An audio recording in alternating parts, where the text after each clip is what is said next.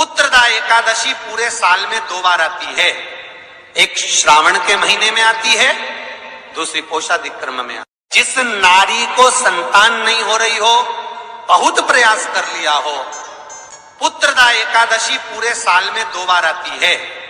एक श्रावण के महीने में आती है, दूसरी पोषादिक्रम में आती है। पुत्रदा एकादशी होती है, ये संतान की वृद्धि करने वाली।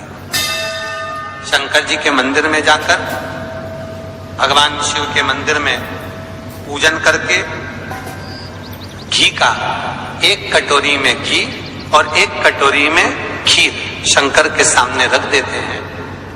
भगवान शंकर के मंदिर पर चौखट पर घी का दिया लगा देते हैं। शंकर जी की चढ़ी हुई 1 बेलपत्र साथ में रखें और 1 बेलपत्र को उठाकर शंकर जी के मंदिर की चौखट पे ही बैठकर चबा चबा कर खा लेते हैं।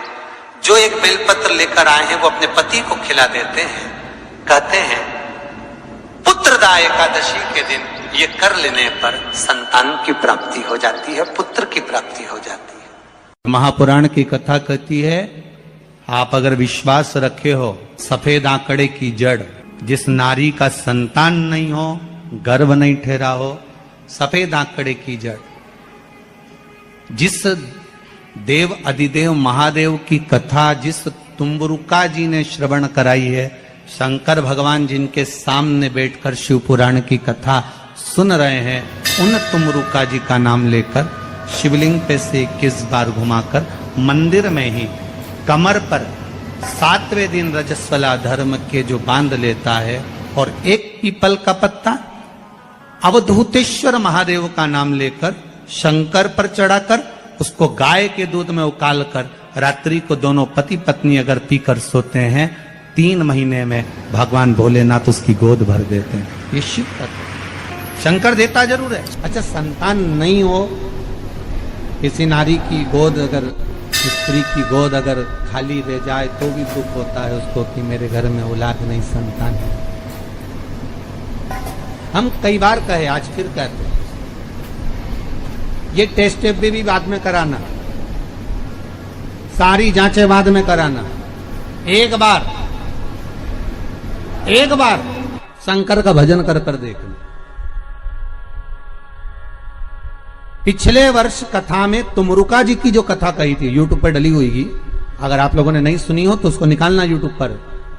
श्री तुमरुका शिव महापुराण की कथा हमने कही थी, तुमरुका जी का व्याख्यान, उसमें वर्णन किया था।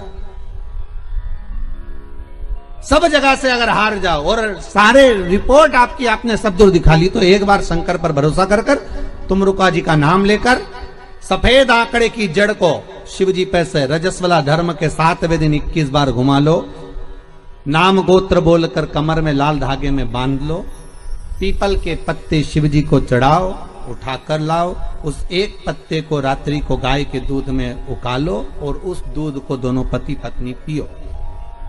साथ रहिए, समय आएगा, बाबा चाहेगा तो 3 या 4 महीने में गर्भ ठहर ही जाएगा। सारे डॉक्टर को दिखा लिया अपनी जगह, टेस्ट भी करवा लिया अपनी जगह, पर एक बार प्रयोग, और वो विश्वास रखकर करना पड़ेगा। शंकर पर जो भी कार्य कर रहे हो आप, जो उपाय कर रहे हो आप, शिव का स्मरण कर, भगवान पर अगर विश्वास रखोगे, भरोसो दृढ़ इन चरणन करो, श्री वल्लभ नखचंद्र छटा बिन सब जगमा ही अंधेरो। अगर भरोसा है तो शंकर है, और भरोसा नहीं तो शिव कहां से। विश्वास लेकर अगर आए हो तो काम तो होगा। ये लोग काशी से आए हुए हैं, विश्वास लेकर ही तो आए होंगे कि हम जाएंगे शंकर की कथा में तो बाबा कृपा जरूर करेगा। कई लोग यहाँ पर बैठे हुए हैं जो विश्वास लेकर आए हुए हैं, दूर दूर से आए हुए हैं, केवल विश्वास लेकर कि भगवान कृपा करेगा किसी ना किसी रूप में, मुझे विश्वास है कि बाबा मेरी सुनेगा। और फिर कहता हूं, कथा में अगर आपने मन लगा लिया, भले टीवी चैनल के माध्यम से श्रवण कर रहे हो, भले मोबाइल के माध्यम से श्रवण कर रहे हो, भले पंडाल में सुन रहे हो, बाबा से अगर दिल से आपने अगर कह दिया तो 3 महीना बहुत होता है सब कामना पूरी होने के लिए। मेरा बाबा आपको कुछ ना कुछ दे ही देता है, बस आपकी रुचि के अनुसार सुख प्रदान कर ही देता है।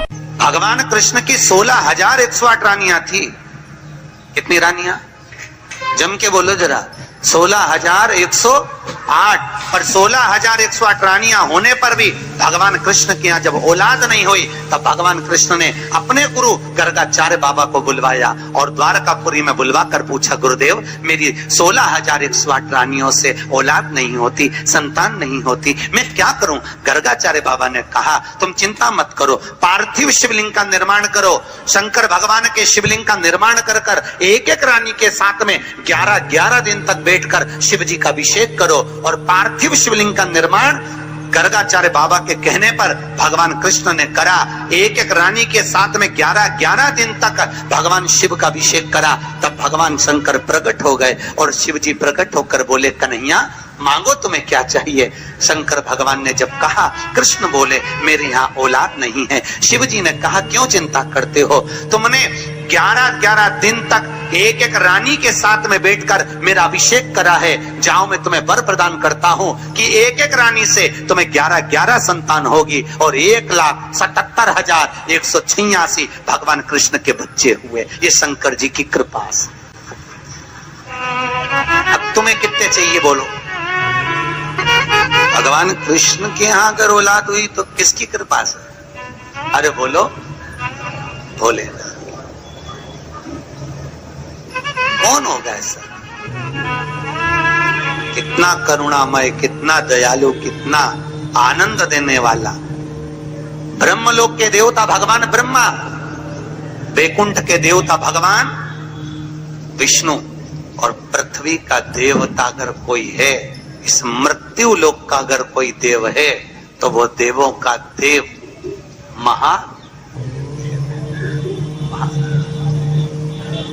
पृथ्वी का देव है, मृत्यु लोक का देव है महादेव।